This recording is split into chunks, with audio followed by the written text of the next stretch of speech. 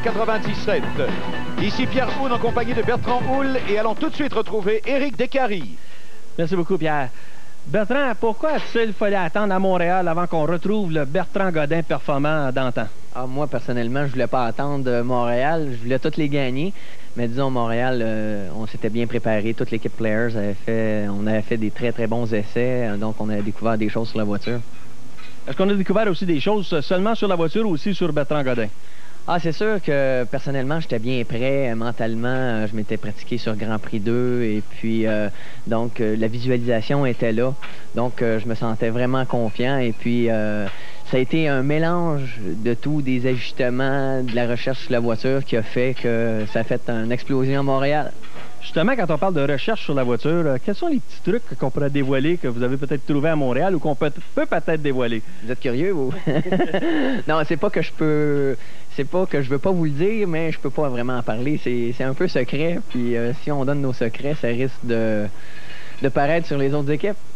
Bon, justement, en parlant des autres équipes, vous connaissez assez bien le circuit de Cleveland. Vous y avez couru, justement, dans la série Indy Light. Donc, je pense qu'on est prêt à aller faire un tour avec Bertrand Godin sur la piste de Cleveland. Nous sommes à bord de la voiture d'Anthony Lazzaro pour un tour du circuit de Cleveland.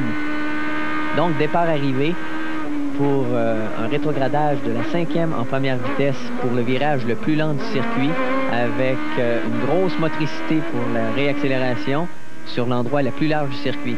Tellement large qu'on ne voit pratiquement pas la courbe numéro 2 et suffisamment large, j'ai l'impression que tout le groupe puisse passer côte à côte. Complètement, mais ça se resserre pour les virages 3 et 4. Un virage 3 qu'on doit sacrifier un peu aux dépens du 4 pour avoir une très bonne vitesse de pointe en ligne droite. Et on voit aussi encore une fois que la ligne est tellement large qu'on peut faire des dépassements pratiquement sans danger. Ah, complètement. Quelquefois, il peut arriver quelques mésaventures. Copie conforme pour les virages 5 et 6. Et ici, un grand carrousel. On est quasiment toujours en virage. Et ici, on a de la peinture. Ça peut nous jouer des tours en appui.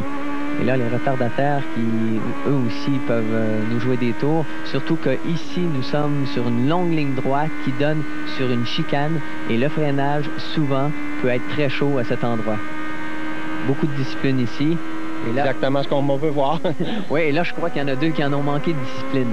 Donc, grosse réaccélération pour terminer ce tour du circuit de Cleveland. Un circuit où vraiment les repères sont très, très difficiles à trouver. Merci beaucoup, Bertrand. Et de retour à vous, Pierre. Merci beaucoup, Éric Descaries, à qui on souhaite la bienvenue. Il sera notre correspondant dans la ligne des puits en l'absence de Titis Granon aujourd'hui. Alors, Bertrand, si nous parlions d'abord d'Alexandre Taliani et de cette belle prestation jusqu'à maintenant. Il y avait 2 séances de qualification le samedi. Il a décroché la pole dès la première séance. Lors de la deuxième, il a travaillé sur ses réglages en vue de la course. Très bonne décision. Il n'a eu que de 5e temps. Mais donc, sa première pole en Formule Atlantique. Godin, lui, partira 3e sur la grille. Il a eu des ennuis de boîte vendredi et samedi. Ça fait un petit peu peur pour la course. Alors, Bertrand Godin, évidemment, gonflé à bloc après ses succès de Montréal. Très à l'aise sur ce circuit. Comme l'a dit Éric, la connaissance des pistes de l'aéroport Burke Lakefront en Indy Lights va l'aider. Il faut rappeler que c'est la première fois que la série Cool Toyota Atlantique s'y arrête. Alex Barron est le meneur actuel au classement, Bertrand. Il sera donc à surveiller. Pilote extrêmement agressif et qui calcule bien également en général et planifie bien chacune de ses courses.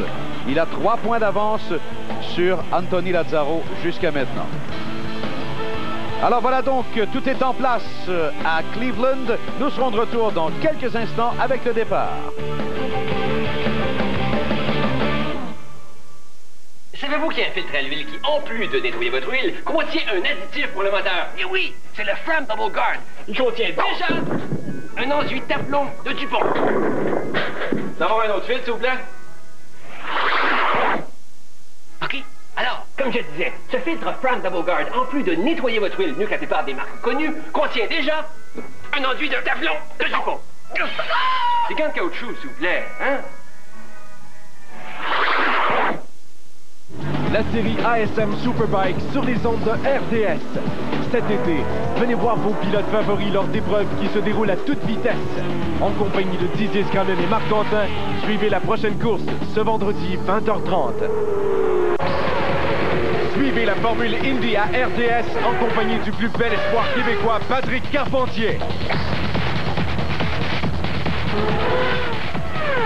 Vous serez littéralement projeté au cœur de l'action avec Didier Scrannon sur place à chacune des courses.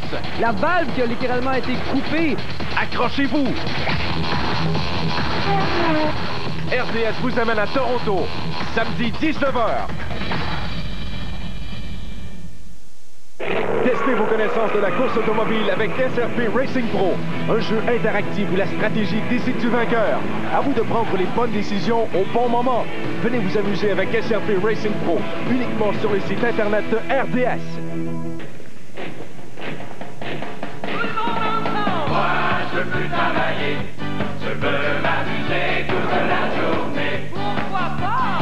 Moi, je veux plus travailler, je veux m'amuser toute la journée. Oui, monsieur! Le 4Runner 1997 de Toyota. Puissance, espace, confort et la légendaire fiabilité Toyota pour vous permettre d'aller où bon vous semble et d'en revenir. Moi, je veux plus travailler. Nous sommes de retour à Cleveland et c'est le moment d'aller retrouver notre collègue Éric Descaries en compagnie d'Alexandre Taliani. Messieurs. Cette pole position ici à Cleveland, quelle importance a-t-elle?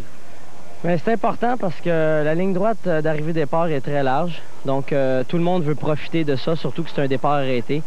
Donc, l'entonnoir va se refermer rapidement, puis je voulais pas être pris dans le paquet, donc c'est important de partir en avant.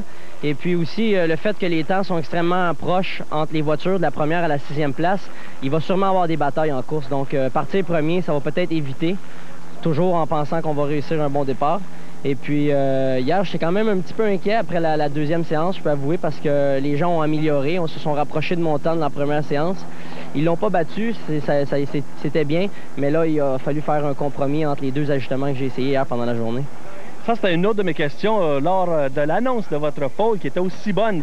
Lors de la deuxième séance, votre réaction était un petit peu lente.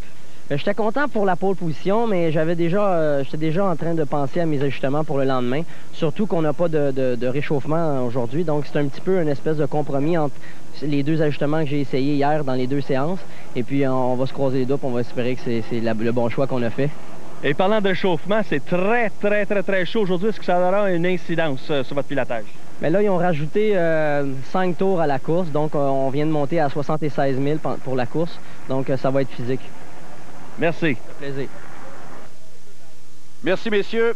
Bertrand, il y a eu aussi des changements à signaler aujourd'hui. Il y a deux pilotes qui ont quitté l'écurie Sandy Dells, qui ont une nouvelle allégeance maintenant. Oui, c'est Casey Montgomery et David Cutler et leur commanditaire Microsoft, c'est important, qui sont rendus chez Binder Racing. Alors, Cam Binder, on le connaît, c'est un pilote canadien. Et on va écouter justement les raisons de ce transfert. Basically, they weren't happy with the performance they were getting out of the car. And Case tested my car in Shannonville before Montreal, and he was pretty excited about it. It went a little quicker than he did in his own car. And basically, after Montreal, they just decided to pull all their stuff over to our team, and went back to San Diego and moved all their stuff up to LA and put in our shop. Well, you know, we'd like to look better and finish better on the track, and we think we're going to do that with John and Carlos. We have a great deal of respect for Carlos, and we hope to get a little better engineering on the cars and a little better setup and go a little faster and win some more races. On verra si ça va donner des résultats. Il reste que Case Montgomery n'a réussi jusqu'à maintenant que le 9e temps en qualification. Cam Binder a pris le 10e et David Cutler le 22e. Alors voilà les voitures qui sont lancées pour les tours de formation qui vont d'ailleurs se faire, je vous le rappelle, pour la première fois dans l'histoire de la série sur les pistes de l'aéroport Burke Lakefront. Il y a plusieurs gens qui étaient un peu sceptiques au départ sur le caractère inusité de cette piste, mais il reste qu'au fil des ans, on a vu très bien en série card PPG, notamment Bertrand, que ça nous donne des courses très spectaculaires et on n'en vient qu'à oublier le côté peu orthodoxe de cette piste. Oui, ce qui est intéressant, c'est que les pilotes ont le droit à l'erreur. Vous pouvez faire une sortie de piste et normalement revenir dans la course parce qu'il n'y a pas de muret de ciment qui borde ce circuit. Alors c'est intéressant pour les pilotes. Un peu bosselé, on s'en plaint. Sauf Barrel, il dit, moi j'ai fait du motocross dans ma... Oh! Bon, Bertrand, il y a une pièce là, et c'est une pièce de l'équipe Players Foresight. On reconnaît très bien les couleurs et le commanditaire Indec. Je pense que c'est une pièce de la voiture d'Alexandre Taliani. Alors ça semble être quoi, une pièce du capot? Oui, capot moteur. Oh, et on va tout de suite récupérer celle-ci. C'est exactement ça. C'est le capot moteur qui s'est littéralement détaché. Regardez bien à la reprise. Ouais, il est déjà détaché. Là, évidemment, l'air s'engouffre et la pièce s'en va. Les attaches sont cassées. Oh là là. Oh, et là, un autre problème. Alors, c'est numéro 3, Michael David. La voiture complètement enflammée à l'arrière. Et là, on utilise de l'eau. C'est un petit peu bizarre, hein? Ouais, évidemment, parce que... avec le méthanol, c'est ce qu'on doit faire en kart, mais... Parce que là, ça prendrait plus de la poudre chimique. On a peut-être un peu de misère à éteindre cet incendie. Eh bien, avant même que la course soit lancée, déjà 2 rebondissements majeurs, dont surtout cet incident qui touche encore Alexandre Tagliani. Michael David a réussi à quitter rapidement la voiture. Et Tagliani qui revient vers la ligne des puits. Il roule extrêmement lentement aussi, Bertrand, Alexandre. Il semble avoir eu un problème là, avec peut-être une sélection d'un rapport de la boîte de vitesse. Quoi qu'il en soit, il va revenir au puits de ravitaillement et devra donc, lorsque la réparation sera terminée, s'élancer dernier de la ligne des puits. Alors ça, c'est encore un coup de malchance épouvantable pour lui. On devrait avoir une pièce de rechange qu'on pourra poser sur la voiture. Où est-ce la pièce défectueuse qu'on a récupérée? Parce que c'est arrivé tout près de la ligne des puits. Quoi qu'il en soit, on va donc faire le travail le plus rapidement possible. On va utiliser du ruban, je pense. Parce que les attaches sont cassées fort probablement. Alors, on n'a pas le choix. Du ruban gommé. Bon, alors, essayons d'avoir plus de détails dans la ligne des puits en retrouvant notre correspondant Éric. Incident assez dramatique. Juste avant le départ de la course, lors du tour de chauffe, le capot de la voiture de Tagliani s'est défait.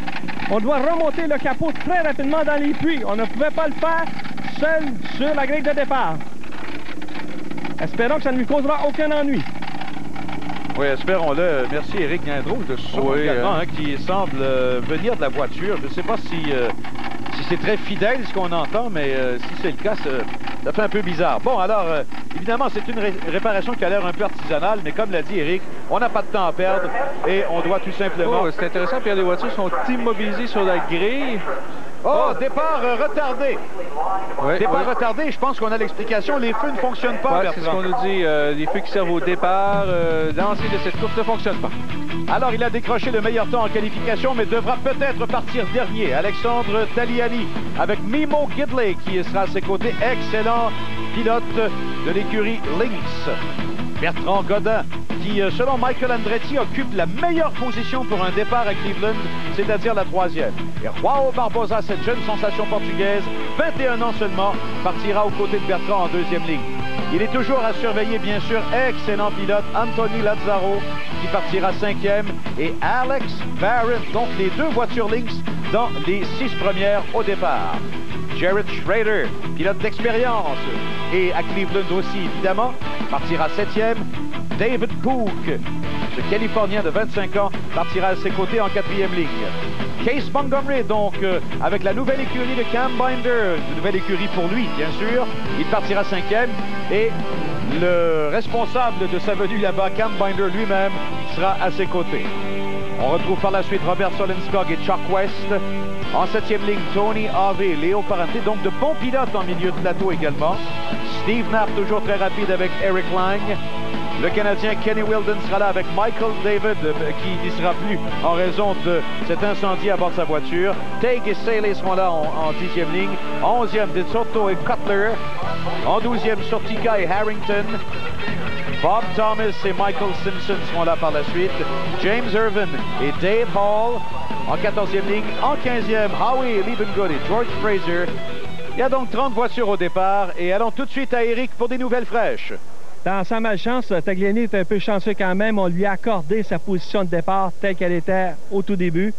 Donc, l'incident, j'ose espérer, sera clos. Tout simplement, on a vu le capot se soulever lors du tour de chauffe, tout simplement parce que les agrafes semblent s'être détachées du côté gauche du capot. Ben, merci Alors, beaucoup. On a recollé le capot.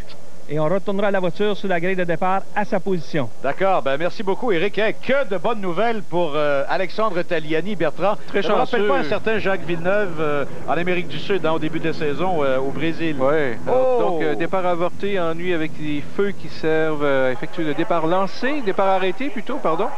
Alors, donc, les voitures sont retournées sur la grille, on a fermé les moteurs et ça permet à Tagliani d'aller reprendre sa place, qu'il n'aurait pas pu faire, Pierre, comme vous l'aviez dit, si on avait continué à rouler sous un drapeau jaune. Alors, très chanceux. Oui, remarquez qu'il aurait pu remonter le peloton. Ça se fait quand même à Cleveland, particulièrement aux dépens des pilotes moins expérimentés ou des voitures C2, par exemple. Mais c'eût été difficile pour lui de rejoindre les 4 ou 5 ou 6 premiers, là, parce que c'est quand même pas une course qui est aussi longue qu'une course de la série kart PPG. On sait qu'on va assister donc maintenant à une course qui a été prolongée de 5 tours au total. Oui, parce qu'on a mesuré à nouveau la distance du circuit, un peu plus courte que ce qu'on avait mesuré au cours des années précédentes. On sait qu'on a un nouveau système Omega de chronométrage, alors donc on a rajouté 5 tours. Bon, alors on semble indiquer qu'on est prêt à donner le départ. Je pense qu'on a corrigé la situation, ces feux qui ne pouvaient s'allumer. Alors dans quelques instants, on va refaire un tour de formation et par la suite donner le départ de cette épreuve de Cleveland. Tagliani qui disait sur le circuit, c'est comme conduire dans le désert, c'est très plat, on voit rien. Évidemment, c'est les repères. Tous les pilotes ont mentionné difficulté de trouver des repères pour trouver des points de corde quand entamer la séquence de freinage et d'entrée en virage. Alors on peut le voir, il fait très très chaud. Il y a une vague de chaleur qui frappe en fait plus que le centre des États-Unis, mais de l'est jusqu'au centre. Oh, Tagliani est coincé au départ. Oh, il ne peut s'élancer. Alexandre Tagliani ne peut s'élancer pour le tour de formation et il est toujours coincé là. Ben, je ne sais pas si ça a rapport avec ce drôle de bruit qu'on entendait, Bertrand, mais on se doutait qu'il y avait quelque chose qui ne fonctionnait pas avec la voiture. Toujours coincé, tout seul, à l'avant de la formation de l'épreuve. On va devoir repousser la voiture d'Alexandre Tagliani vers la ligne des puits. Heureusement qu'on réussit à le faire. Éric, est-ce que vous avez d'autres nouvelles pour nous? La malchance semble s'acharner sur Alexandre Tagliani. Sa voiture n'a pas pu démarrer sur la grille de départ. On entend un drôle de son de la boîte de vitesse en arrière. Quelque chose qui semble venir de l'arrière de la voiture. Les mécanos ont été chercher la voiture. Bon, ben merci, Éric. Ben, on peut s'imaginer facilement l'incidence sur le classement. Voilà ce que ça donne avant l'épreuve d'aujourd'hui. 3 points d'avance seulement pour Barron sur Lazzaro. Gidley suit à 53. Et là, Alexandre va encore rester coincé à 50 points. Et Bertrand Godin n'en accusait que 2 de retard sur lui. Alors, c'est vraiment un dénouement malheureux et catastrophique, je pense qu'on peut le dire comme ça, pour Alexandre Tagliani. Alors donc, il y a une place libre devant Bertrand Godin. Voilà le feu rouge qui s'allume. Le vert est donné et on roule à Cleveland et ça va bien pour Bertrand Godin. Bon départ pour lui qui est à l'intérieur par rapport à Mimo Gidley qui a été déporté largement. Attention à Barbosa, à Lazzaro également. Et Bertrand Godin va négocier le premier virage en première position, tout de suite suivi de Mimo Gidley. Eh bien, un pilote de talent et d'expérience comme Bertrand Godin, on ne donne pas 2 fois une chance comme celle-là. Il avait l'ouverture laissée libre par l'abandon de son coéquipier. Il en a exactement profité comme il devait le faire. Et tout le monde est passé au virage 1, ce qui est un peu une surprise. On sait qu'on est très fougueux en Formule Atlantique, mais on était discipliné aujourd'hui. Oh, superbe manœuvre. Godin, Gidley, Barbosa, Lazzaro, Alex Barron par la suite, David Cook et la belle bagarre impliquant Case Montgomery par la suite, qui vient de voler une place à Jared Schrader. Tony Harvey est là dans le coup également, tout près derrière ce groupe. Superbe spectacle au premier tour de roue à Cleveland. Là-dessus, d'autres nouvelles à propos d'Alex. Alexandre Tagliani n'a pas pu prendre de départ. Sa voiture est dans les puits. On ouvre justement la boîte de vitesse. Fort possiblement que le problème se trouve à cet endroit. Merci beaucoup, Éric. Oui, c'est visuellement, en tout cas, très malheureux encore. Et j'ai l'impression que le pauvre Alexandre va devoir faire appel à tout ce qu'il peut y avoir de philosophie pour accepter encore ce mauvais coup du sort à Cleveland. Voilà tout le train de voiture mené par Bertrand Godin qu'on aperçoit devant Mimo Gidley, Joao Barbosa. Et je cherche un petit peu derrière, légèrement en repli, Lazzaro et Alex Barron. Et là-dessus, on nous dit que Éric Descarrés est en compagnie d'Alexandre Tagliani. Alexandre, incroyable coup de malchance. Ça semble être la boîte de vitesse. Est-ce que ça avait donné des signes tout à l'heure dans le tour de chauffe? Dans le dernier virage avant de faire le deuxième tour de chauffe, il y a eu un drôle de son qui est apparu dans la boîte de vitesse. Puis je pouvais plus rentrer les vitesses. Puis j'ai bien hâte de voir ce qui est arrivé parce que on avait fait un choix de changer quelques rapports avant la course. Donc, Et puis le capot qui s'est levé juste avant d'attaquer la courbe tout à l'heure? Ouais, je sais pas ce qui arrive là. C'est malheureux. Il ne doit pas avoir grand monde à blâmer parce que depuis le début de la saison, tout va bien. Puis là, 2 malchances en ligne. Il va falloir travailler fort pour reprendre des points au championnat. Merci. Ça fait plaisir. Oui, on peut comprendre sa déception. Il en a 1 point d'accumulé au cours de ce week-end en vertu de la pole position, mais c'est tout. Alors, ça fait vraiment 2 week-ends, 2 courses consécutives là, où il n'y a pas de récolte significative. Et dans une course, dans une saison aussi courte que 12 épreuves, Bertrand, c'est assez catastrophique. D'autant plus que c'est des ennuis mécaniques, hein, ce n'est pas des erreurs de pilotage ou des accrochages, des incidents de course. C'est vraiment 2 bris mécaniques, 2 fins de semaine consécutives. Et pour Bertrand Godin, ça regarde très bien encore. Voilà la lutte pour la 4e place. Lazzaro tout juste devant Alex Barron. Barron qui a réussi à garder la voiture en piste, mais là, part en tête à queue après avoir mis 2 roues sur la pelouse. Mais il revient après avoir perdu quelques places. Mais quand même, il a réussi à garder la piste à Cleveland. Wow! Oh, il est 9e, Pierre, alors qu'il roule en 5e place, mais quelle belle maîtrise quand même. Oh, ça, il fallait le faire, hein, quand même. Et là, regardez Montgomery et Pook encore, l'un derrière l'autre. Barron qui veut revenir le plus vite possible, directement sur Schrader. Oh, c'est à l'accélération vers le virage numéro 1. Qui aura le dessus. Parfois, il vaut mieux avoir l'extérieur et on voit que Barron réussit même de façon très propre à passer. Et là, c'est David Pook qui a des ennuis. Il a complètement perdu la moustache avant de sa voiture. Eh bien, 2 incidents coup sur coup qui viennent d'apporter une modification assez importante à la course. Qu'est-ce qui s'est passé avec David Pook? On le voit là, qui arrive à le virage numéro 1. Oh, on dirait que c'est l'aileron avant qui a cédé, qui est passé sous ses roues, qui l'a mis en tête à queue. Parce qu'on a vu la voiture, le devant de la voiture se soulever légèrement. On dirait que c'est son aileron avant qui s'est détaché. Oui, peut-être à la suite d'un contact préalable. Oui, peut-être. Et on va revoir ce qui s'est passé dans le cas de Barron. Oui, trop large en sortie de virage. Oui, hein? Sur la partie poussiéreuse de la piste, hors de la trajectoire normale des autres voitures. Donc, part en tête à queue, mais bien récupéré. Regardez, il n'a perdu que 4 positions. Oui, et puis déjà, il en a repris une au virage numéro 1 sur Jared Schrader. Alors, ça ne change pas à l'avant. Godin, Gidley, Barbosa. Voilà Lazzaro qui est tout seul. Oh, encore un autre incident majeur. Sortie de piste violente. Voiture numéro 8, Robert Srolenskog. Oui, il est allé s'écraser du côté gauche dans le seul mur de ciment qu'il y a sur cette piste. C'est lorsque les voitures reviennent vers le S qui est tout juste devant les puits.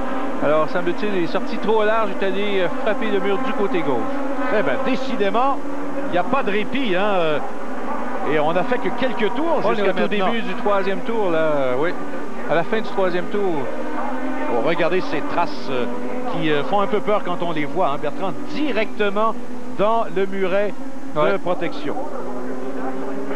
On voit une roue arrachée, la roue arrière arrachée. Il faut espérer que Srolenskog n'a pas été frappé trop violemment.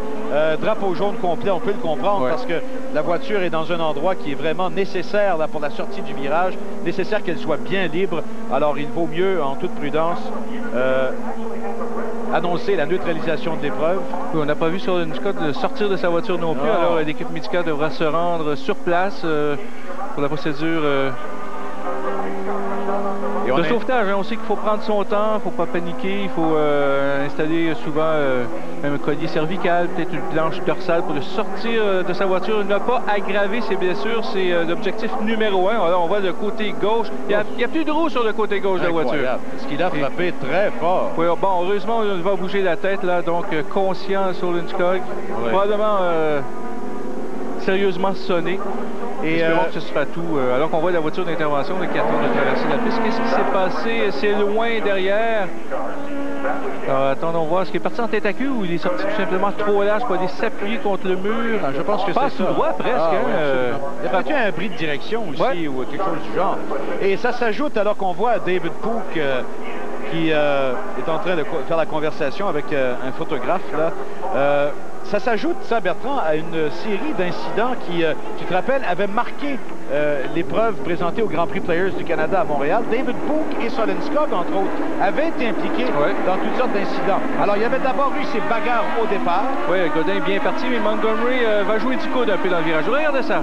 Voyez-vous Godin qui est obligé de changer sa trajectoire. Et en plus, Montgomery qui vire très large, tente un peu de nuire à Godin, et d'ailleurs qui est tombé 3e. C'était tout juste à la limite du fair play. Hein? Je pense que la revanche est arrivée assez rapidement parce que Godin l'a dépassé.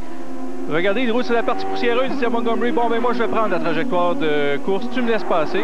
Alors, on a joué du coude encore. Là, c'est Chuck West qui est arrivé beaucoup trop rapidement derrière Barbosa, raté son freinage, a heurté derrière de la voiture du jeune portugais qui faisait une très belle course. Oui, et puis il y a eu par la suite un geste très peu sportif de la part de Robert Solenskog sur David Pook. Voyons ce qu'en pense le commissaire-chef. I've already had personal talks with the people who were involved in that, and we'll talk about it again at the drivers' meeting today, and we've got to stop that. On ne peut pas malheureusement empêcher les incidents comme celui-là, les incidents de course, mais le caractère sportif, on peut directement l'influencer. On sera de retour dans quelques instants. Les concessionnaires Chevrolet Oldsmobile font le grand ménage. On fait tout disparaître à très bas prix. La Venture, la Maxi Minivan à 229 $ par mois. Le Blazer à 259 $ par mois. La Cavalier Z22 ou la 4 portes au même petit prix de 188 $ par mois. Et des taux de financement de 3,9 %. Le grand ménage Chevrolet 97.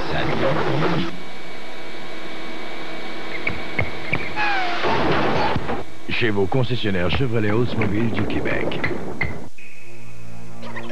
Vous aimez l'action? Les nouveaux radios d'hiver Gardex 600 de Yokohama vous en mettront plein la vue. Des virages ultra précis sur la neige et la glace, un roulement plus silencieux et une semelle qui dure et dure. Notre composé de caoutchouc breveté agit comme un crampon dans les pires conditions hivernales. Les nouveaux radios d'hiver Gardex 600 de Yokohama. Les super formants.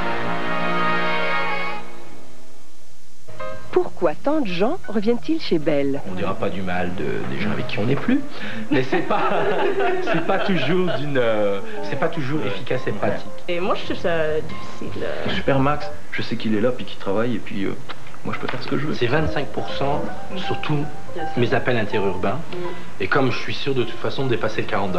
N'importe quel numéro, n'importe quel. Supermax, c'est super cool. Tout ce qu'une femme aime dans un homme, Supermax là. Savez-vous qu'il y a un filtre à l'huile qui, en plus de nettoyer votre huile, contient un additif pour le moteur? Et oui, c'est le Fram Double Guard. Il contient déjà un enduit Teflon de Dupont. D'avoir un autre filtre, s'il vous plaît? OK. Alors, comme je disais, ce filtre Fram Double Guard, en plus de nettoyer votre huile mieux que la plupart des marques connues, contient déjà un enduit de Teflon de Dupont. Des gants de caoutchouc, s'il vous plaît, hein? Nous sommes de retour à Cleveland, 8 tours de compléter, toujours sous le drapeau jaune, complet Godin, Gidley, Barbosa, Lazzaro, Montgomery. Rappelons l'abandon d'Alexandre Tagliani avant même le lancement de l'épreuve. Alors, on a réussi finalement à dégager Robert Solenskog de sa voiture. Comme l'a dit Bertrand, il n'y a pas de chance à prendre. On y va toujours très lentement et délicatement. Vous avez vu qu'on a aussi utilisé un collet là autour du cou pour être bien sûr que les vertèbres soient bien immobilisées lors du transport vers l'infirmerie et vers l'hôpital. Alors quand même, des nouvelles rassurantes dans le contexte pour Solenskog. Essayons de revoir, Bertrand, ce qui s'est passé. Oui, il est allé frapper 3 quarts avant, donc il n'est pas parti en tête à queue. Possiblement trop large en sortie de virage, roule sur la partie poussiéreuse de la piste, moins d'adhérence et il n'a plus contrôlé sa monoplace. Alors voilà, on roule à bord de la voiture d'Anthony Lazzaro. Vous voyez que les pilotes font toujours la même chose, hein, garder les pneus en température le plus possible. On fait osciller légèrement la voiture vers la gauche et vers la droite. Lazzaro qui est fait de... Wow, qu'est-ce qui se passe avec Lazzaro? Oh, a réaccéléré trop tôt, Pierre. Parti en tête à queue sur une neutralisation. Oh. Il n'aimera pas se revoir à la télévision, mon cher Bertrand. Il a perdu des positions il devra garder la place qu'il occupe au retour, en principe. Et pourquoi nous ne pas en profiter pour en savoir un peu plus long sur la carrière de Bertrand Godin? Après avoir acheté mon kart en cachette, j'ai débuté ma carrière en 1986 pour 6 saisons fantastiques dans cette discipline. Et j'ai joint par la suite le volant Max Auto en France qui m'a permis d'évoluer en Formule Ford en 1992, 93 et 94. 3 saisons fantastiques. Suite à 5 victoires et 2 titres de vice-champion de France en Formule Ford, j'ai pu joindre les rangs de l'écurie Players en remplaçant Claude Bourbonnais aux côtés de Greg Moore. 2 saisons en Indy Light, 95-96, où j'ai effectué 4 épreuves à chaque année. Me voici maintenant en Formule Atlantique et le meilleur est à venir.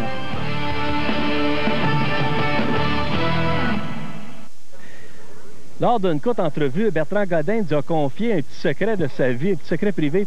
Saviez-vous, il avait déjà été faire quelques essais en ovale à la piste de Saint-Eustache. Un soir, il avait été se faufiler au travers d'un groupe de course entre amis et puis il avait participé à la course incognito. Croyez-le ou non, vous vous en doutez, il a gagné cette course.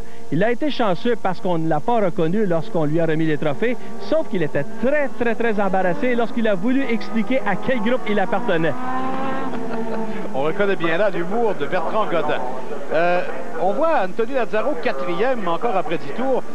Ça me semble un petit peu bizarre dans la mesure où, sous un drapeau jaune, on n'est pas supposé, Bertrand, améliorer sa position. Par contre, si on en perd quelques-unes, là, on est pénalisé d'autant. Alors, il semble qu'on ait fermé les yeux sur ce qu'a fait Lazzaro. Les voitures qui sont toujours là. Voici l'adresse Internet du site de la série Cool Toyota Atlantique. Et si vous voulez parler aux pilotes Players, vous pourrez le faire via le clavier électronique samedi le 19 juillet pendant l'épreuve Atlantique, dimanche le 20 juillet pendant l'épreuve Indy Lights et dimanche le 20 juillet également à 14h15 pendant l'épreuve de la série Kart PPG. Tout ça en marge du grand week-end à Toronto, en marge du Molson Indy. Alors, à vos claviers, prêts et tapés. Voilà. Les voitures qui se suivent à la queue leu-leu, c'est toujours donc derrière la voiture de sécurité. Effectivement, bien, on voit Lazzaro 4e et lorsqu'on roule sous les drapeaux jaunes, interdiction de dépasser. Donc, je pense qu'il a oublié un règlement. Il faudra voir à la fin de l'épreuve quelles sanctions on pourra prendre contre Lazzaro. Il avait perdu quoi? 4 positions environ? 5 positions. 5 positions, oui. Bon, alors on accélère, on est prêt à relancer l'épreuve. Godin qui est tout de suite directement menacé par Gidley. Il y a également Barbosa qui est là, le verre est donné. Et attention aussi, à l'intérieur, regardez Case Montgomery. Est-ce qu'il a l'avantage sur les 3 autres? Oui, Montgomery qui va prendre la 2e place en autant qu'il garde assez de vitesse pour s'y maintenir. C'est exactement ce qu'il fait. On est très heureux du côté de son équipe. Et le perdant, c'est Joao Barbosa jusqu'à maintenant dans cette relance de l'épreuve. Et regardez Montgomery avec Lazzaro. Il vient reprendre la place qu'il lui avait arrachée au premier virage. Lazzaro qui est immédiatement mis à l'épreuve par Mimo Gidley. Avez-vous vu la relance de Godin dans le dernier virage? Il a freiné, tout le peloton s'est regroupé derrière. Oh, dépassement ici. Oui, c'est Gidley qui vient reprendre sa place devant Lazzaro. Alors, Godin qui a freiné dans le dernier virage et puis a réaccéléré soudainement. Ça lui a assuré une belle arrivée seul dans le premier virage, pas de problème. Ça s'est passé en arrière. Et quoi? Alors là, on roule sur le produit absorbant qu'on a mis à l'endroit où avait lieu l'accident de Solenskog. Il ne faut pas s'en faire avec cette poussière. Regardez Barbosa, voiture blanche, là, il était 3e. Oui, mais regarde Tony Harvey qui se présente à l'intérieur et qui vient de lui voler une position. Alors, il y a plusieurs pilotes qu'on n'avait pas nécessairement vus lors des 3 premiers tours qui, là, soudainement, reviennent parmi le peloton de tête. Et là, c'est toujours Montgomery avec Mimo Gidley. C'est côte à côte au virage 11, c'est presque touché. Gidley pourrait peut-être le reprendre à l'intérieur. Il était déjà un peu en dérapage. Et là, il y a Lazzaro derrière immédiatement. Alex Barron qui est remonté, donc il avait glissé en 9e position après son tête-à-queue lors du 2e tour de l'épreuve. Eh bien, ça change rapidement à Cleveland. Ce qui ne change pas cependant, c'est l'avance qui est en train de se donner Bertrand Godin en tête de cette course. Sur les pistes de l'aéroport Berkeley-Crump. Pardon, de cette bagarre pour la 2e place. Évidemment, tout le monde regarde un peu avec ses rétroviseurs ce qui se passe derrière. Il faut regarder devant. Tout le monde essaye de se dépasser dans tous les virages. Ça va une superbe bagarre pour la deuxième place. Ah oui, et à Cleveland, hein, bon, ceux qui découvrent la piste pour la première fois, et c'est le cas d'à peu près tous ceux qui sont là présentement, au bout de quelques tours, on se sent très en confiance, dit-on, parce que c'est très large, c'est très ouvert, et on peut parfois se laisser aller à quelques fantaisies. Regardez encore cette lutte qui vient de permettre à Barron, là, de passer à l'intérieur de Lazzaro. Attention, Tony Harvey qui a presque perdu le contrôle, et Barbosa qui veut en profiter. Côte à côte avec Harvey maintenant. Et regardez Schrader également à l'intérieur. Qui aura le dessus parmi ces trois-là? C'est peut-être Barbosa en revenant sur Schrader. Oui, c'est ce qu'il réussit à faire. Vous avez vu la beauté du virage 1. 3 trajectoires différentes selon qu'on veut privilégier l'entrée ou la sortie de virage. Et regardez, 3 de large. Ah oui, encore Harvey, Barbosa, Schrader. C'est Harvey pour l'instant, Barbosa par l'extérieur. Et Chuck West maintenant qui arrive dans cette lutte à 4. Oh, Barbosa encore à gauche, à droite, cherche par tous les moyens à reprendre la place que Tony Harvey lui a volée. Trop large, Barbosa. Ah oui, mauvaise sortie de virage et Schrader en profite pour passer et Chuck West également. Petite erreur téméritée un peu trop grande qui vient de lui coûter 3 positions. Alors c'est ça Cleveland. La moindre petite erreur vous fait perdre instantanément quelques places. Et regardez les deux pilotes de l'écurie Lynx. Il y a d'abord Gidley, Barron par la suite. Alors on a beau être coéquipier, on est aussi dans une lutte au championnat des pilotes. Barbosa était 3e avant la relance, il est 9e. Absolument incroyable. Là, il veut remonter sur Chuck West. West qui, de façon bien évidente, lui ferme la porte complètement en allant à gauche et à droite.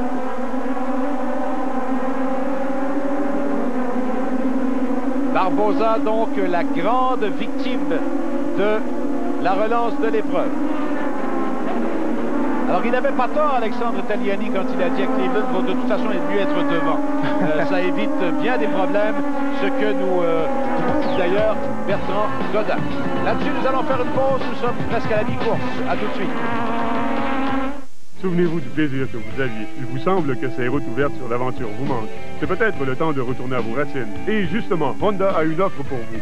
Présentement et pour une période de temps limitée, votre concessionnaire participant Honda va rendre les choses encore plus faciles pour vous. Imaginez-vous conduisant la très stylisée Shadow VLX Deluxe, sans dépôt initial avec un financement de 4,8% pour moins de 185 $ par mois. Ne laissez pas cette offre spectaculaire vous filer entre les doigts. Voyez dès maintenant votre concessionnaire Honda. J'ai tellement fait des choses capotées, bizarres et complètement sautées. Les gens me disent, coudonc Chantal, t'as peur de rien. Et pourtant oui, de ça, la caméra, parce qu'elle voit tout, même les pellicules. Mais je m'en fais plus depuis que j'ai changé pour Head & Shoulders. Il m'aide à venir à bout mes pellicules et regarder mes cheveux. Allez, approchez, ne soyez pas gênés. Head & Shoulders, pellicule enrayée, chevelure en beauté. Pour tout savoir sur les expos, fiez-vous au bulletin Sport 30 Mag. Des nouvelles fraîches avec Denis Casavant qui vous informe sur tout ce qui entoure vos amours. Des reportages complets avec Jean Saint-Onge qui vous fait entrer dans l'univers plus intime de l'équipe. Des analyses qui ont du poids avec Roger Brulotte qui commente l'actualité des expos dans un style des plus colorés. Nouvelles, reportages, analyses, commentaires. Une couverture qui frappe. Sport 30 Mag, ce soir 22h30 à RDS. Chez Canadian Tire, le magasin de pièces d'auto du Canada, nous vous en offrons toujours plus, comme notre programme de prêt d'outils gratuit. S'il vous manque un outil spécialisé, venez à notre comptoir de pièces, nous en avons un bon choix que nous vous prêterons gratuitement. Et ce n'est pas tout parce que dès maintenant, vous pouvez apporter votre batterie, votre alternateur ou votre démarreur à n'importe quel comptoir de pièces de Canadian Tire. Et nous ferons gratuitement les tests électriques nécessaires pour s'assurer qu'ils sont en bonne condition. Canadian Tire, le magasin de pièces d'auto du Canada en mieux, beaucoup mieux.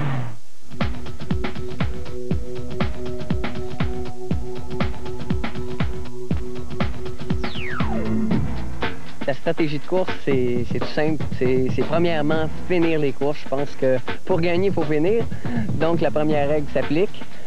Deuxièmement, bon, ça va être intéressant. Il faut connaître ses adversaires. Ça, c'est drôlement important parce que des fois, on peut se dire, bon, on va le doubler. Et on prend un risque en le doublant, sachant que, bon, quelques tours plus tard, lui, il peut sortir de piste. Donc, Il s'agit de bien connaître les pilotes, de connaître sa voiture, de savoir que bon, la voiture ne va pas trop détériorer pendant l'épreuve. Donc ça y fait énormément. Mais la plus grosse stratégie, c'est de terminer l'épreuve dans les points pour espérer être premier au championnat à la fin de l'année.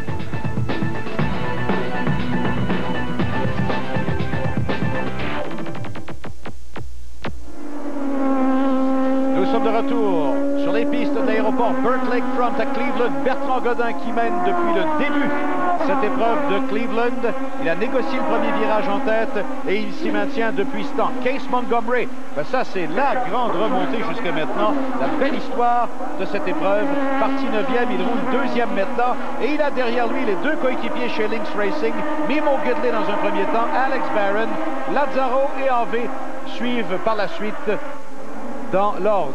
Oui, c'est important cette course pour Montgomery. Il est 6e au classement. Il a besoin de résultats. C'est sa 3e saison en Atlantique. Il dit, j'espère que ça va être ma dernière. Je veux monter en Formule Indy. Alors, il a besoin de bons résultats. Et pour l'instant, ça va bien à Cleveland. Godin, on a vu un petit profil de carrière. Moi, je vais mentionner, il a connu des années de vache maigre. Ces années en France, là, il ne mettait pas grand-chose sur son pain, lui, lorsqu'il mangeait. Il vivait de façon très modeste. Et seulement 4 courses lors des 2 dernières années, 4 courses à chaque saison. C'est pas beaucoup, ça, pour développer son talent de pilote et rester affûté. Alors, bravo Godin, sa victoire à Montréal, et il mène maintenant à Cleveland. Ça n'a pas été facile. Et il le mérite, là, ce qui se passe pour lui. Parce qu'ils n'ont pas été légion, les pilotes québécois, à aller tenter là-bas. On se rappellera, le premier aura été Bertrand Fabi, finalement, qui avait été remarquable en Formule 2000 britannique, ce qui lui avait valu d'ailleurs un volant en Formule 3, jusqu'à ce que malheureusement il trouve la mort en essai privé. Mais c'est peut-être en bout de ligne ce qui a inspiré l'autre Bertrand Godin, celui-là. Alex Barron, qu'on aperçoit en 3e place maintenant devant Mimo Gidley, tout juste derrière Case Montgomery, fait l'objet d'un suivi très sérieux de la part de Bobby Rahal, qu'on a rencontré un petit peu plus tôt aujourd'hui. You know, I like Alex, and I think he's, I mean, he's been successful in everything he's done, and really, I've been trying to help him in certain ways. There's not a lot I can do, but give him advice if nothing else. So, you know, but I like the job he does, and he's just a good young man. Will you see him in kart? Well, you never know. One day, maybe, but you know, I think he needs more time, and who knows what the future holds. Ils ont de la misère à accéder à la Formule Indy, les pilotes américains. En début de saison, il y avait Paul Jasper qu'on avait vu en Formule Atlantique, n'a fait que quelques courses. Il n'y a plus là de jeunes pilotes américains en Formule Indy. Il faut l'aide de ses directeurs d'écurie, Bobby Rahal, qui, ancien pilote, peut maintenant aider la relève. Oui, je pense que ce qu'il y a d'intéressant aux États-Unis, on voit petit à petit l'importance qu'il y ait le développement d'une filière, comme on a vu ici au Canada avec le programme de développement des Pilot Players. Je pense que, par exemple, la compagnie Cool est en train de le faire avec Barry Green, entre autres, et toute une filière qui va se développer jusqu'à la série kart. Là, on aperçoit Chuck West et Anthony Lazzaro. Derrière, c'est Tony Harvey et Barbosa qui se sont presque touchés. Barbosa qui a bloqué les roues légèrement à l'amorce du virage vers la droite. Alors West également semble absolument survolté. Et là, attention, il se présente à nouveau à l'intérieur de la position de Tony Harvey. Barbosa qui doit le voir derrière doit dire « Oh non, pas encore Montréal ». Là-dessus, on va s'arrêter et nous serons de retour dans quelques instants à cette course de Cleveland.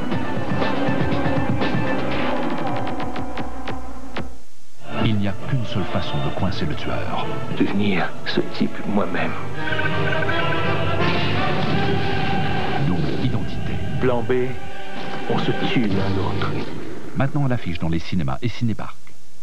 La série 4 à ADS. Yeah! Suivez Patrick Carpentier, les autres Canadiens impliqués dans la course au championnat de la série kart.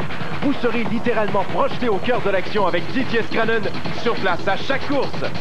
La valve qui a littéralement été coupée. Accrochez-vous! Je vous attends dimanche à RDS.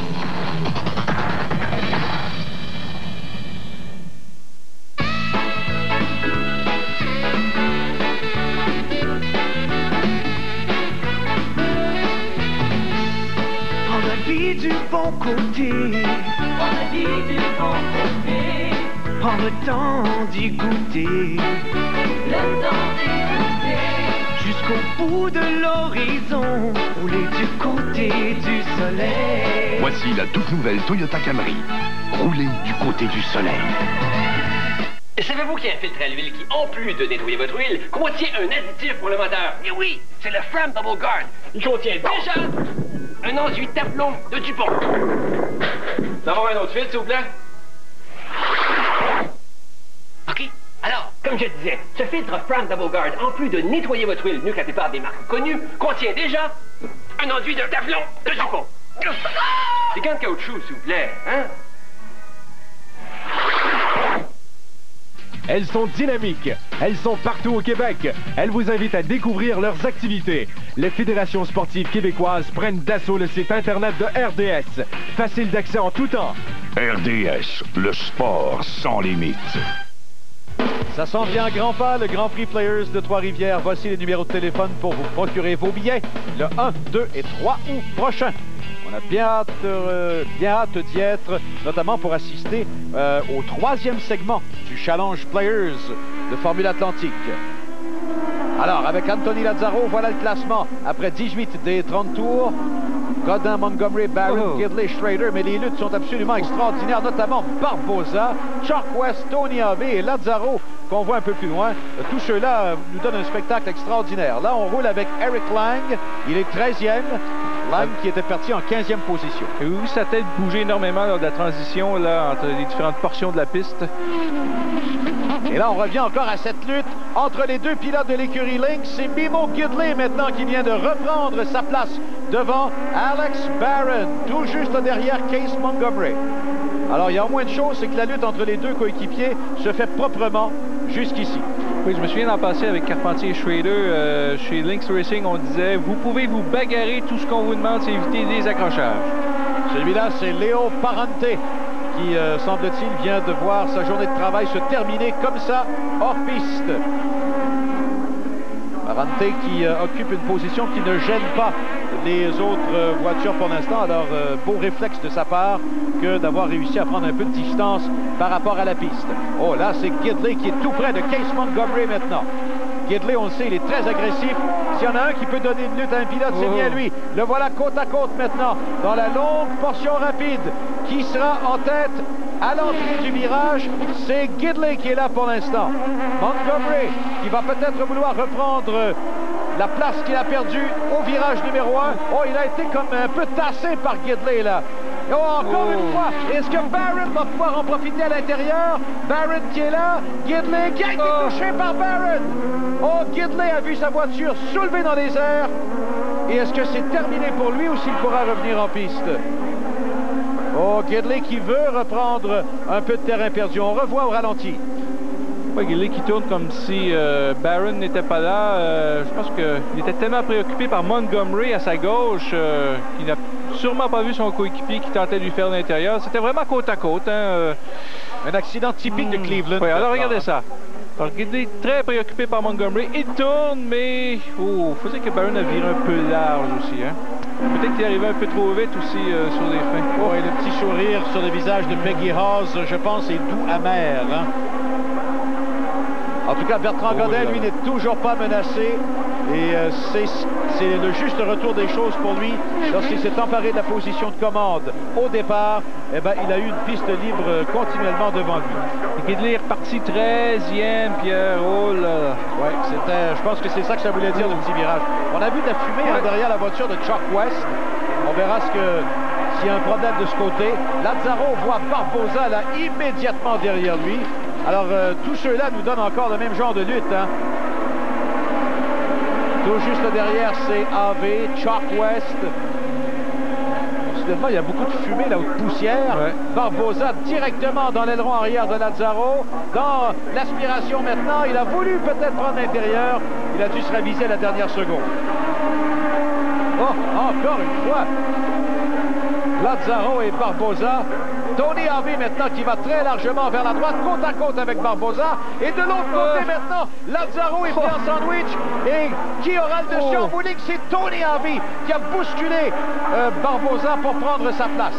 Attention au virage, Lazzaro à l'intérieur, avec Barbosa côte à côte. Il est déporté vers la gauche et ça va favoriser Lazzaro au prochain virage. Oh! Oh, quelle bagarre! Incroyable! Quelle course! Quel spectacle! Et Chuck West là, qui revient côte à côte avec Barbosa, directement derrière Lazzaro. Barbosa qui change de direction, prend l'intérieur à Chuck West. Eh bien, quand on dit que Cleveland est invitant pour les pilotes, dernier tour maintenant. Dernier tour pour tout le monde en piste. Et finalement, West là, est revenu devant Barbosa. Dérapage de West, mais il garde sa place néanmoins. Cleveland, c'est comme une partie de billard, Bertrand. Il faut constamment jouer en fonction du coup suivant et du coup suivant. Barbosa et West, toujours. Quelle lutte extraordinaire. Pendant ce temps, Bertrand Godin est presque sur son tour d'honneur, comme on dit. On va lui présenter le drapeau à damier alors qu'il y a un pilote là en dérapage, c'est Bob Thomas, pilote recru. Alors, j'allais dire donc, c'est presque le tour d'honneur pour Bertrand Godin. Il doit souhaiter là que pendant quelques mètres, tout fonctionne encore très bien sur sa voiture. Voilà Godin qui s'amène. Dernière portion du circuit, il revient tout près de la ligne des buts, salue ses coéquipiers, il voit le drapeau à damier, deuxième victoire de suite de Bertrand Godin, et pour la deuxième place, ce sera au sprint.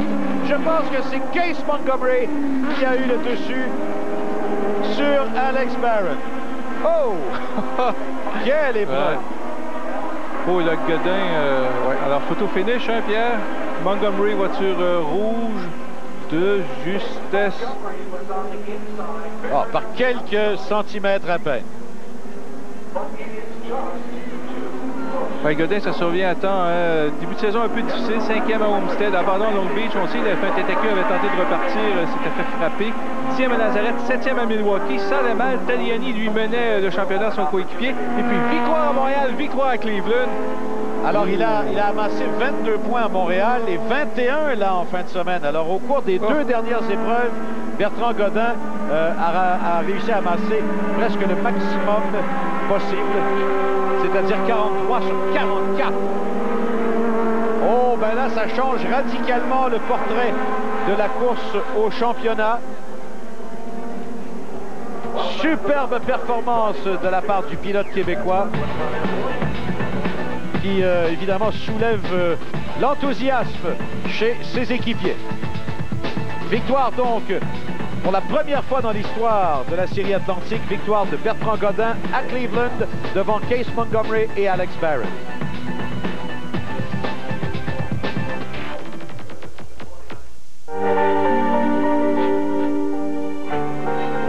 Dans la vie, il peut nous arriver de regretter certaines décisions. Mais on ne regrette jamais d'avoir choisi les pneus radio de performance Yokohama. Grâce à plus de 75 ans d'excellence technique et à leur traction durable, les pneus Yokohama vous donnent de la maîtrise quand vous en avez vraiment besoin. Dans toutes les conditions de route, sur chaussée mouillée ou sèche.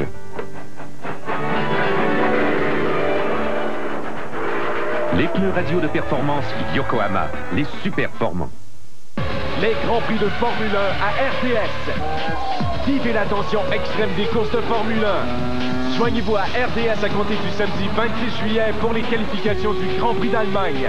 En compagnie des experts Formule 1, suivez chaque tour de piste comme si vous y étiez. Avec RDS, entrez dans le feu de l'action du tour de formation jusqu'au drapeau à damier. Après la victoire de Michael à Montréal, Jacques veut-il lui remettre la monnaie de sa pièce en Allemagne? Prochain rendez-vous Hockenheim. Chez Canadian Tire, le magasin de pièces d'auto du Canada, nous vous en offrons toujours plus, comme notre programme de prêt d'outils gratuit. S'il vous manque un outil spécialisé, venez à notre comptoir de pièces, nous en avons un bon choix que nous vous prêterons gratuitement. Et ce n'est pas tout. Vous pouvez apporter vos tambours ou vos disques de frein à n'importe quel comptoir de pièces de Canadian Tire pour les faire usiner par un de nos experts. C'est très pratique et vous savez que le travail sera bien fait. Canadian Tire, le magasin de pièces d'auto du Canada en mieux, beaucoup mieux. Suivez la Formule Indy à RDS en compagnie du plus bel espoir québécois, Patrick Carpentier. Vous serez littéralement projeté au cœur de l'action avec Didier Scranen sur place à chacune des courses. La valve qui a littéralement été coupée. Accrochez-vous. RDS vous amène à Toronto, samedi 19h. Alors, pendant qu'on revoit le classement final de l'épreuve, Bertrand, on a sévi à l'endroit d'Anthony Lazzaro, et avec raison, je pense. Hein? Oui, on l'a reculé des 5 positions qu'il avait gagnées illégalement après son tentacule lorsqu'on roulait sous le drapeau jaune. Alors, il termine donc officiellement 11e. Allons retrouver Éric maintenant avec le gagnant. Et puis, Bertrand, pas trop inquiété durant la course? Pas trop, quoique j'ai perdu le pommeau dans mon levier de vitesse. Donc, c'est pour ça, à un moment donné, j'étais plus capable. J'ai perdu le levier de vitesse et le pommeau s'est en allé dans le pédalier. Donc, des fois, ça allait coincer l'accélérateur et puis c'était assez difficile à conduire. Dès le départ, vous avez remarqué la malchance d'Alexandre. Est-ce que ça va un petit peu... Ben, c'est sûr que c'est dommage parce que avec Alexandre, on était capable de faire 1-2, je suis certain, parce que toute l'équipe Players a fait tellement un fantastique travail sur la voiture. Donc, c'est vraiment dommage pour lui. Je crois que ma victoire est un peu la sienne aussi, j'espère. Merci beaucoup. Merci. Très bel esprit sportif de la part de Bertrand. Et le prix Superformant Yokohama, c'est pas étonnant. Case Montgomery, quelle conduite spectaculaire à Cleveland. Il est parti 9e et il a littéralement arraché une 2e position. Et on le retrouve tout de suite en compagnie d'Éric Décarie. Messieurs. Well, Case, wasn't too bad after all, was it? No, I'm sure we weren't the second fastest car, but, you know, through attrition, a little bit of luck, just keeping my nose clean. You know, we ended up second, close second. When we crossed the line, Alex and I were, I mean, it couldn't have been more than 6 inches or a foot, for sure. So it was great, you know. We got to thank the whole crew and the new crew, you know, Carlos Bulbedo, way to go. And, of course, the best mechanic around, Ken Klein, and the rest of them, my wife, to Simon, you know what I'm saying? I love it. It's great. Proud of the whole team and Microsoft and Wall Data. Here we go. We're back up, going towards the top. Thank you very much. Thank you. Alors, on vient de voir qu'il est très fier de son changement d'équipe. Naturellement, il remercie tout le monde de cette nouvelle équipe qui l'a amené vers la 2e position. Et vous l'avez entendu dire aussi qu'il était très près d'Alex Barron lorsqu'ils ont croisé le fil d'arrivée. Merci beaucoup, Éric. Alors, au classement, ça se resserre. Hein? C'est incroyable, Bertrand. 5 points d'avance maintenant pour Barron sur Bertrand Godin. Et malheureusement, Alexandre Tagliani a glissé en 6e position. Allons retrouver à nouveau Éric en compagnie d'Alex Barrett. It's quite a bold move for the last lap of the race. Yeah, I was pretty far back, and my car took a long time to get good. Like, it took a lot of heat for the tires to make the car real good from front to rear. And I knew there was only a couple laps to go, and Memo and Case were moving out in the first turn, and thought I had a shot on the inside, and then on the exit, Memo's rear tire hit my left front. It was unfortunate. Wasn't nothing intentional. I feel really bad. Feel sorry for Memo. But you had a good race after all. Yeah, overall it was a really good race. Had pretty close calls there at the beginning, and got the car to hook up after the heat in the tires and just work my way forward slowly but surely. Thank you. Thank you. Alors, tout simplement qu'Alex nous a dit qu'au départ, sa voiture ne fonctionnait peut-être pas à son goût. Tranquillement, pas vite, la voiture a pris de la vitesse. Ça a été beaucoup mieux pour lui. Mais il s'est approché de Memo et les voitures se sont touchées. C'était simplement un accident de course. Tout simplement, il n'a pas d'autre explication que ça. C'est peut-être ce qui donne un peu son air un petit peu ici soucieux. Alors, de retour à Pierre. Merci beaucoup, Éric. Prochaine épreuve, Formule 1, Grand Prix d'Allemagne. Qualif samedi le 26, la course dimanche le 27. 7h et 8h AM, respectivement, heure avancée de l'Est. Molson Indy de Toronto, dimanche le 20 juillet, 13h30. Nous serons en ondes en direct pour vous présenter l'épreuve. Prochaine épreuve de la série Cool Toyota Atlantique, le Challenge Players de Toronto, lundi le 28, en début de soirée. Voilà, c'est tout. Ici Pierre Houd, au nom de Bertrand Houle, Éric Décarie et toute l'équipe. Au revoir et à la prochaine.